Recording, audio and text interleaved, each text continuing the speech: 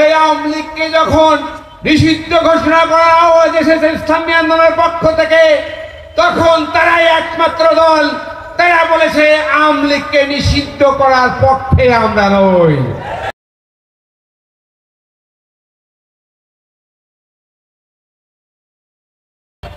জুলাইয়ের এই দিনে আমরা ইসলামী আন্দোলনের পক্ষ থেকে আহমেদের নির্দেশে ইসলামী আন্দোলনের ব্যানার নিয়ে ছাত্র জনতার সাথে একমাত্র রাজনৈতিক দল রাজপথে ছিল।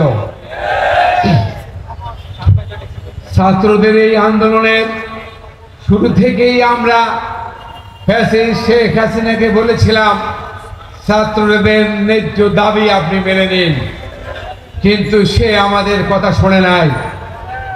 এক পর্যায়ে 4 তারিখে যখন আমাদের নায়েবে আমির এক দফা এক দাবিতে শাহবাগে যে ছাত্র জনতার সাথে ঘোষণা দিয়েছিল আর শেখ হাসিনার সাথে কোনো আলোচনা নয়, এক দফা এক দাবি, শেখ হাসিনা কতক্ষণে বাংলাদেশ ছেড়ে পালিয়ে যাবে। সেই দিন ঘোষণা দিয়েছিল আগামীকাল 5 তারিখে আমরা কারফিউ ভঙ্গ করে জনগণের গণভবন জনগণকে বুঝিয়ে দেব ইনশাআল্লাহ। ইসলামী আন্দোলনের যেই কথা সেই কাজ। ঠিক 5 তারিখে সর্বপ্রথম কারফিউ ভঙ্গ করে ছাত্র জনতাকে সাথে নিয়ে আমরা বঙ্গভবনের দিকে রওনা দিয়েছিলাম। ভাইয়েরা আমার, 4 তারিখে একটি বড় দল, দাবি করা দল বলেছিল আমরা এই আন্দোলনের সাথে সরাসরি সম্পৃক্ততা নাই, আমরা শুধুমাত্র নৈতিক সমর্থন দিয়ে যাচ্ছি। তারা বিগত 17 বছর ধরে যেই দলের কারণে, যেই সাইকোপ্যাথ শেখ হাসিনার কারণে সবচেয়ে বেশি নির্যাতিত হয়েছে, আমরা দেখতে পেলাম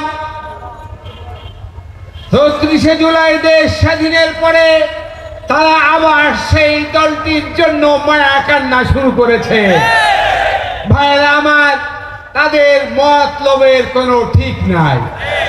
আমরা দেখতে পেয়েছি এই স্বৈরাচারের যিনি রাষ্ট্রপ্রধান আছে, সেই দুর্নীতিগ্রস্ত চুপ্পুকে যখন ছাত্র জনতা ইসলামী আন্দোলন সরাতে চেয়েছে, তারা সেখানে বাধা দিয়েছে। যখন জুলাই সনদ ঘোষণা করতে বলা হয়েছে, তারা সেখানে বাধা দিয়েছে। যখন সংবিধান পরিবর্তনের কথা বলা হয়েছে, তখন তারা বাধা দিয়েছে। ভাইরা আমার, আমরা এইসব দলের কোনো সামনে পিছে কিছুই বুঝি না। তারা শুধু ক্ষমতা ছাড়া আর কিছুই বোঝে না। এটাই হলো তার এই 1 বছরের প্রমাণ। আপনারা দেখেছেন ওই দিন এই অন্তর্বর্তী সরকারের প্রধান 4টি দলকে ডেকেছিল, সেখানে সেই দলটিও ছিল। তারা আবার সেখানে বলে আসলো আমরা ফ্যাসিবাদ বাংলাদেশে ঢুকবে না, ঢুকতে দিব না, এর সাথে আমরা একমত। ভাইরা আমার, এরা ক্ষমতায় যাওয়ার জন্য কখন কি বলছে আমরা বুঝতে পারছি না। আমরা জনগণের কাছে এই ঘোষণাগুলো দিতে চাই। 53 বছরের দেশ স্বাধীন করেছে, অনেক পালাক্রমে কখনো এরা ক্ষমতায় ছিল, কখনো ওরা ক্ষমতায় ছিল, টাকার এ পিঠ আর ওই পিঠ। আপনারা দেখেছেন শত নির্যাতনের মুখেও এই আওয়ামী লীগকে যখন নিষিদ্ধ ঘোষণা করা হয়েছে ইসলামী আন্দোলনের পক্ষ থেকে, তখন তারাই একমাত্র দল, তারা বলেছে আওয়ামী লীগকে নিষিদ্ধ করার পক্ষে আমরা নই। আবার বলছে ফ্যাসিবাদকে তারা দেশে ঢুকতে দিবে না, তার সাথে তারা আবার আমাদের সাথে একমত। ভাইরা আমার, তাদের মতের কোনো ঠিক নাই, তাদের সিদ্ধান্তের কোনো ঠিক নাই। তাই বিগত 53 বছর আমরা দেখেছি পরাক্রমে এই দেশের জনগণকে, এই দেশের সাধারণ মানুষকে শোষণ করা হয়েছে, এই দেশের যেই লোকটি ভিক্ষা করে খায় সেও এই দেশের ভ্যাট প্রদান করে। এই ভিক্ষুকের ভ্যাটের টাকা তারা বিদেশে পাচার করেছে। এই ভিক্ষুকের ভ্যাটের টাকা, আমার আপনার ভ্যাটের টাকা দিয়ে তারা পুলিশকে লাঠি কিনে দিয়েছে, তারা পুলিশকে গুলি কিনে দিয়েছে, সেই গুলি দিয়ে আবার আমাদেরই হত্যা করেছে। ভাইরা আমার, এদেরকে বাংলাদেশের জনগণ অক্ষরে অক্ষরে চিনেছে।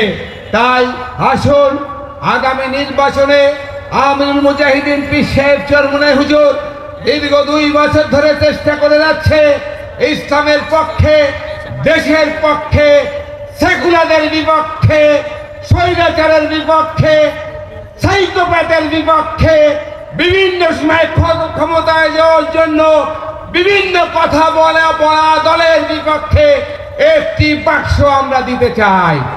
এই বাক্সর সাথে ইতিমধ্যেই প্রায় সমস্ত ইসলামী দল ঐক্যবদ্ধভাবে ঐক্যতা একাত্মতা ঘোষণা করেছে। ইনশাআল্লাহ আগামী নির্বাচনে বাংলাদেশের মানুষ ইসলামকে ক্ষমতায় নিতে চায়। 92% মুসলমানের দেশ, এই দেশ ভাগ হয়েছিল ইসলামের মুসলমান অধ্যুষিত এলাকা হিসেবে।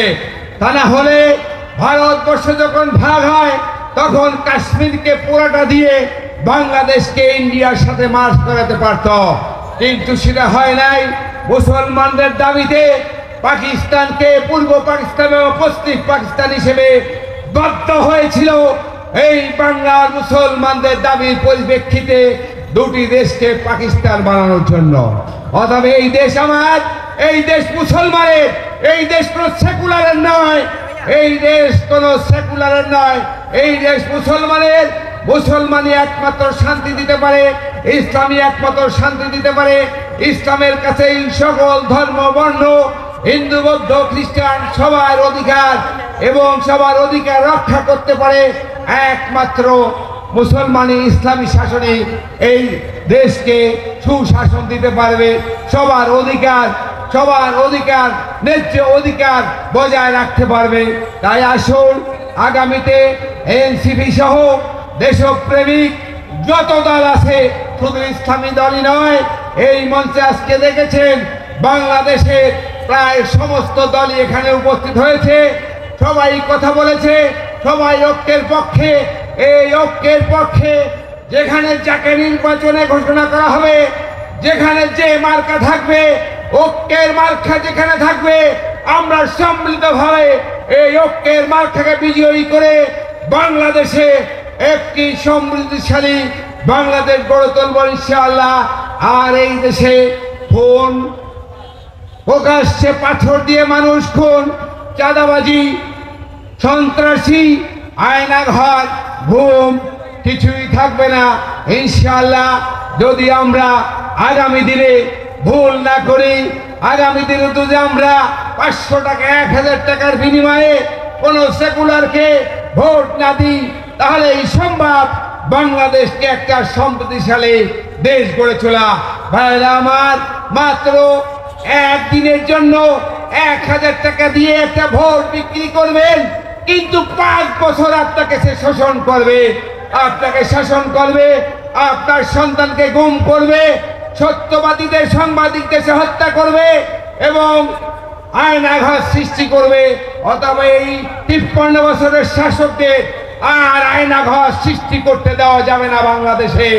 সবাইকে ঐক্যবদ্ধ থাকার জন্য আগামী দিনে যে নির্বাচন আসতেছে, এই নির্বাচনে ইসলামকে ক্ষমতা বসার জন্য উদারত আহ্বান জানিয়ে আজকের এই উপস্থিতিকে এবং যারা উপস্থিত হয় নাই চরতলার সকল জনগণকে ইসলামের পক্ষে থাকার জন্য উদারত আহ্বান জানিয়ে সর্বোপরি ইসলামের পক্ষে এবং ইসলামী জোটের পক্ষে যারা ইসলামী জোটে আসবে তাদের পক্ষে থাকার জন্য উদারত আহ্বান জানিয়ে আমার বক্তব্য এখানে শেষ করছি।